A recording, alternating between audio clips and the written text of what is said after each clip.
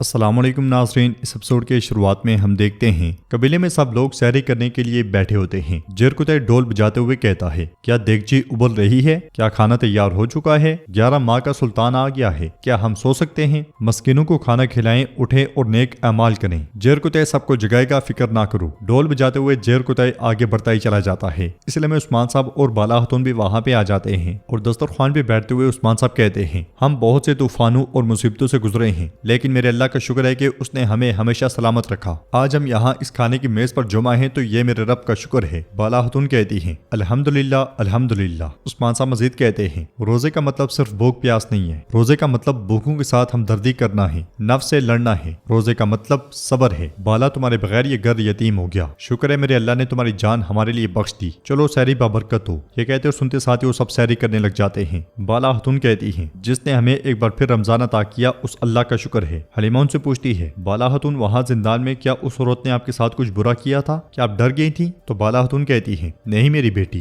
میں جانتی تھی کہ میں اس تاریک زندان میں زیادہ دیر نہیں رکوں گی، میرا شوہر مجھے وہاں کبھی تنہا نہیں چھوڑے گا، ایسا ہی ہے نا؟ جواب میں عثمان صاحب کہتے ہیں، بالکل، میں کبھی نہیں چھوڑوں گا۔ فاطمہ کہتی ہے، اس عورت کو اس کے کیے کی سزا ملنی چاہیے۔ تو بالا خاتون کہتی ہیں، ضرور ملے گی، ضرور ملے گی۔ پھر ہولوفرا کو دیکھتے ہوئے عثمان صاحب کہتے ہیں، ہولوفرا بیٹی، آپ کو اپنی نیند میں خلل ڈالنے کی ضرورت نہیں ہے۔ تو ہولوفرا کہتی ہے، میں آپ کو آپ کی پہلی سحری میں تنہا نہیں چھوڑنا چاہتی تھی، میں بھی روزہ رکھنا چاہتی ہوں۔ یہ سن کر اورحان کہتا ہے، ہولوفرا اگر آپ چاہیں تو روزہ رکھ سکتی ہیں، مگر بالا خاتون کہتی ہے، یہ نہیں رکھ سکتی، یہ حاملہ ہے، اگلی بار انشاءاللہ۔ یہ سن کر اورحان کہتا ہے، او ہو، میں یہ بات بھول ہی گیا تھا۔ ماں ٹھیک کہتی ہے، تم روزہ نہیں رکھ سکتی۔ ہولوفرا اس سے کہتی ہے، تم بھول گئے تھے ہاں؟ جواب میں اورحان کہتا ہے، نہیں ہولوفرا، تم نے اچانک روزہ رکھنے کا ذکر کیا، میں حیران رہ گیا، میں نے اسی لیے کہا تمہیں صبح دوپہر شام کھانا کھانا چاہیے۔ اورحان بات ٹالنے کی بہت کوشش کرتا ہے، مگر ہولوفرا غصے میں اسے دیکھ رہی ہوتی ہے اور اورحان ناکام رہتا ہے۔ پھر عثمان صاحب کہتے ہیں، اللہ کا شکر ہے کہ ہمیں دوبارہ امن نصیب ہوا۔ برسوں پہلے ہمارے خاندان میں جو آگ لگ گئی تھی، اس آگ کی راکھ اب گلاب کے باغ میں تبدیل ہو گئی ہے،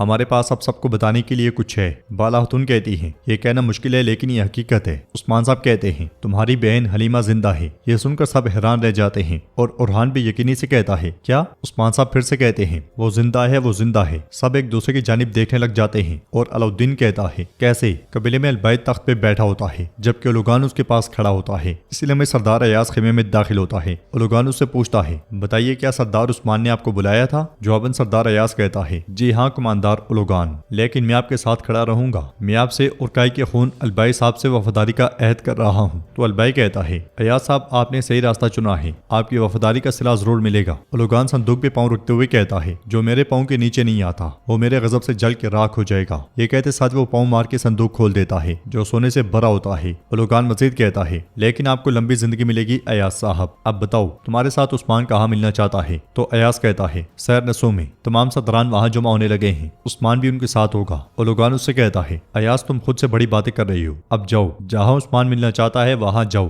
گویا یہاں کچھ بھی نہیں ہوا، جب میں وہاں پہنچوں گا تو ہوشیار رہنا، وفاداری کا لبادہ اوڑھ لو، اپنی حفاظت کرو، مارے مت جانا، اس مجلس میں عثمان کا سر کاٹ دیا جائے گا۔ ایاز کہتا ہے، آپ کو دوسرے ترکمان سرداران کو بھی نہیں مارنا چاہیے۔ تو البائی کہتا ہے، پریشان نہ ہو، ہمیں ان کی زندہ ضرورت ہے، تمہارا انعام صرف سونا نہیں ہوگا، تم جب وہ کرو گے جو ہم کہتے ہیں تو میگاجا قلعہ تمہارے سپرد ہوگا، تم اب خیمے میں نہیں رہو گے۔ ایاز کہتا ہے، شکریہ، فکر مت کریں، عثمان کچھ نہیں جانے گا۔ یہ کہتے ساتھ ہی سردار ایاز چلا جاتا ہے۔ اس کے جانے کے بعد اولوگان البائی سے کہتا ہے، ان زمینوں میں سب سے آسان چیز مردوں کو خریدنا ہے البائی، میگاجا کا کتا عثمان کے لیے موت لائے گا۔ دوسری طرف حلیمہ کو سر میں تکلیف محسوس ہوتی ہے تو وہ اٹھ کے چلی جاتی ہے، بالا خاتونوں سے جاتا ہوا دیکھ رہی ہوتی ہے۔ اورحان کہتا ہے، صوفیہ نامی شیطان نے اتنے سال ہماری بہن کو دور رکھا۔ علاؤالدین کہتا ہے، وہ ناگن ہماری بہن کو پکڑے بیٹھی ہے، ہاں کون جانتا ہے کہ اس نے اتنے سالوں میں اس کے ساتھ کیا کیا؟ فاطمہ پوچھتی ہے، کیا اس نے اسے ہمارا دشمن بنا دیا؟ کیا وہ ہمیں یاد نہیں کرتی؟ جواب میں بالا خاتون کہتی ہے، ہم نہیں جانتے بیٹی، وہ ناگن ہمارا امن و امان توڑنا چاہتی ہے، ہمیں اس نے خواہش کے اندھیروں میں پھینک دیا ہے۔ پھر عثمان صاحب کہتے ہیں، اس راز کی چابی صوفیہ ہے،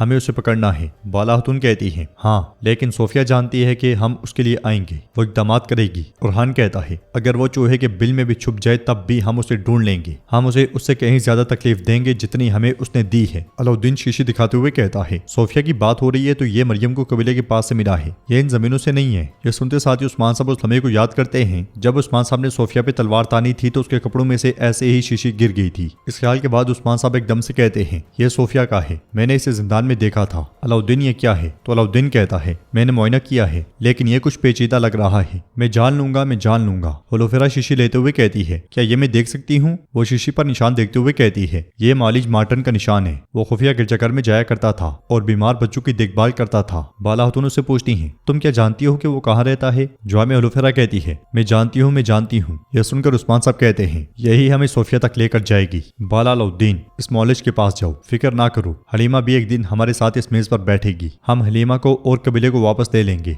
उधर खेमे में हलीमा का सर चकरा रहा होता है। वो तकलीफ में कहती है, मैं दवा ले रही हूँ, अब भी मुझे दर्द क्यों हो रहा है? ये कहते साथ ही उस लम्हे को याद करती है जब उसने बाला खातून और उस्मान साहब पे हमला नहीं किया था। इस ख्याल के बाद वो कहती है, माँ आज तकरीबन सब कुछ खत्म हो चुका था, लेकिन मैं कुछ नहीं कर पा रही। जैसे वो तलवार बाला के बजाय मुझे लगने वाली थी। मैं नहीं चाहती, लेकिन ये मेरे हाथ में नहीं है। मुझे ऐसे लग रहा है जैसे मैं अपनी खाला को धोखा दे रही हूँ। मेरे खुदा ये अजियत कब खत्म होगी? फिर शीशी देखते हुए कहती है, ये मेरे लिए अच्छी हो या बुरी हो मुझे नहीं मालूम, मुझे मालिज मार्टन के पास जाना चाहिए। इसलिए मैं बाला खातून वहाँ पे आती है और उससे कहती है, तुमने कुछ नहीं खाया, तुम इस तरह रोजा नहीं रख सकती। उनके हाथ में दूध का गिलास होता है। हलीमा आगे बढ़ती है और उनसे गले लग जाती है। बाला खातून उससे पूछती है, क्यों परेशान हो बेटी? हलीमा बात पलटते हुए कहती है, जब मैंने आपके हाथ में ये दूध देखा तो मुझे अपनी माँ की याद आ गई। मेरी आरज़ू कभी खत्म नहीं होती। वो फिर से बाला खातून के गले लग जाती है और कहती है, एक तो मेरा कोई नहीं है और यतीम हूँ। यह सुनकर बाला खातून उससे कहती है, अस्तगफिरुल्लाह मेरी बेटी, ऐसी बातें ना करो। हमारे प्यारे नबी सल्लल्लाहु अलैहि वसल्लम भी यतीम थे।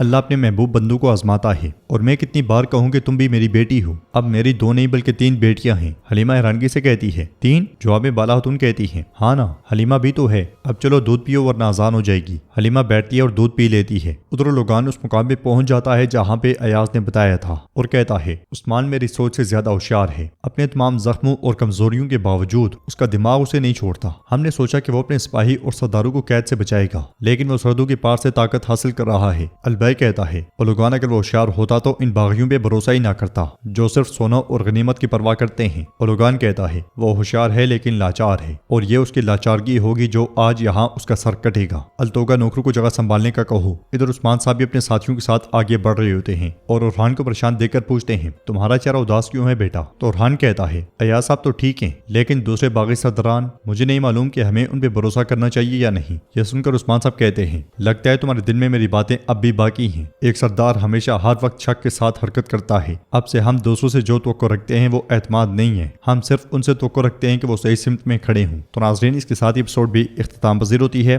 वीडियो पसंद आए तो लाइक कर दें, शेयर कर दें, सब्सक्राइब नहीं किया हुआ तो सब्सक्राइब करने के साथ साथ घंटी वाले आइकन को दबाना मत भूलें। इंशाल्लाह मिलते हैं नेक्स्ट वीडियो में। तब तक के लिए रखें अपने और अपनों का बहुत ज़्यादा ख्याल। अल्लाह निगहबान।